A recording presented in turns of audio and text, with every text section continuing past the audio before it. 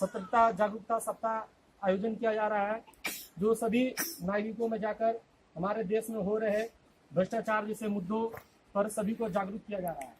तो उस विषय पर मैं कुछ बोलना चाहता हूँ कि जैसे कि प्राचीन काल से ही भारत को सोने की चिड़िया और विश्व गुरु जैसे उपनामों की संज्ञा दी जाती थी, लेकिन बदलते दौर में खुद को मनमाने तरीके से विकास को लेकर जिस प्रकार से लोगों के चरित्र और नैतिक का पतन हुआ है, इसके चलते भ्रष्टाचार शब्द से ही समझ में आता है कि यह एक बुरा व्यवहार है जो सिर्फ अपने मतलब के लिए अनैतिक और गलत तरीके से किया गया हो।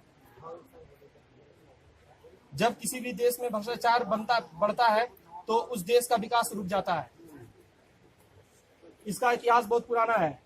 यदि इसे रोका न गया तो यह एक लाइलाज बीमारी की तरह हो जाएगा।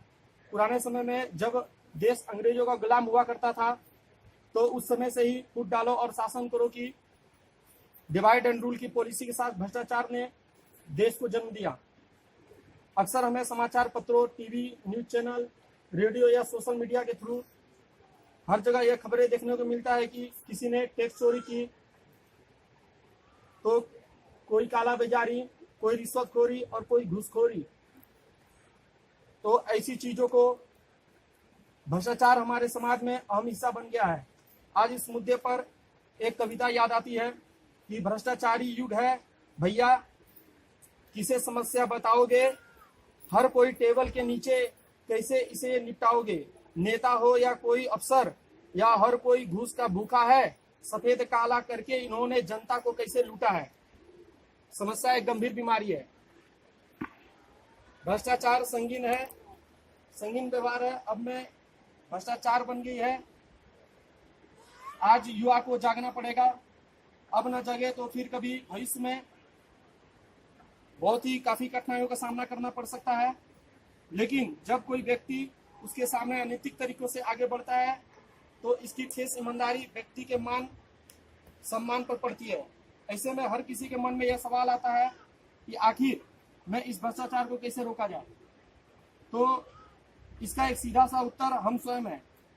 हमें स्वयं से इसकी शुरुआत करनी पड़ेगी। गलत रास्ते का और इस्तेमाल ना करके कानून का सहारा लिया जाए। हमारे देश के पूर्व राष्ट्रपति स्वर्गीय श्री डॉक्टर APJ अब्दुल कलाम साहब कहते हैं कि किसी भी देश में समाज का निर्माण में 3 महत्वपूर्ण अंग होते हैं। एक माता, दूसरा पिता और तीसरे गुरु।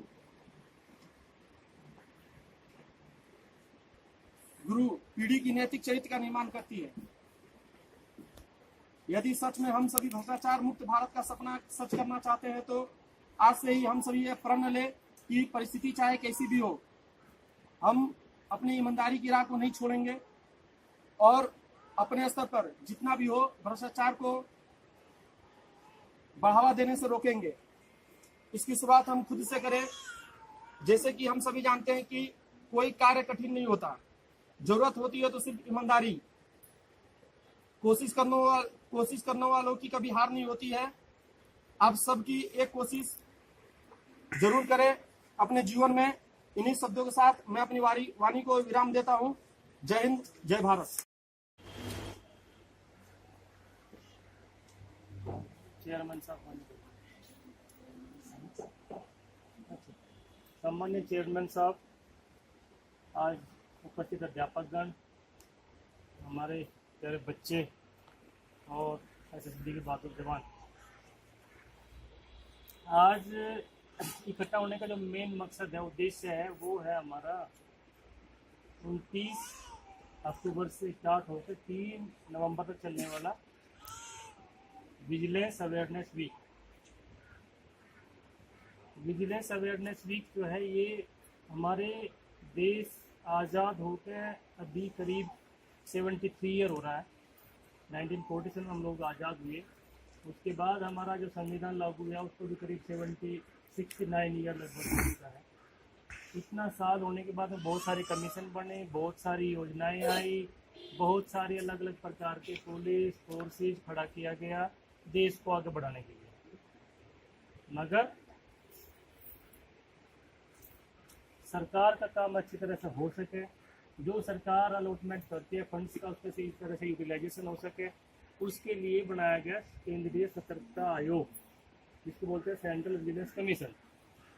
तो सेंट्रल विजिलेंस कमीशन जो है ये इसका करीब 200 ऑफिसर्स हैं, 200 ऑल ओवर इंडिया में, बाकी से कर्मचारी हैं।